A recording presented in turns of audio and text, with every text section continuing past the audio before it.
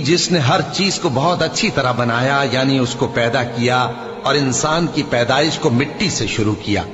फिर उसकी नस्ल एक किस्म के खुलासे से यानी हकीर पानी से बनाई, फिर उसको दुरुस्त किया, फिर उसमें अपनी तरफ से रूह फूंकी और तुम्हारे कान और आंखें और दिल बनाए, मगर तुम बहुत कम शुक्र करते हो। और कहने लगे कि जब हम जमीन में मलिया मेट हो जाएंगे तो क्या असर नौ पैदा होंगे। हकीकत यह है कि ये लोग अपने परवरदिगार के सामने जाने ही के कायल नहीं। कह दो कि मौत का फरिश्ता जो तुम पर मुकर्रर किया गया है तुम्हारी रूहें कब्ज कर लेता है, फिर तुम अपने परवरदिगार की तरफ लौटाए जाओगे और तुम ताज्जुब करो जब देखो कि गुनाहगार अपने परवरदिगार के सामने सर झुकाए होंगे और कहेंगे कि ऐ हमारे परवरदिगार, हमने देख लिया और सुन लिया, तू हमको दुनिया में वापस भेज दे कि नेक अमल करें, बेशक हम यकीन करने वाले हैं।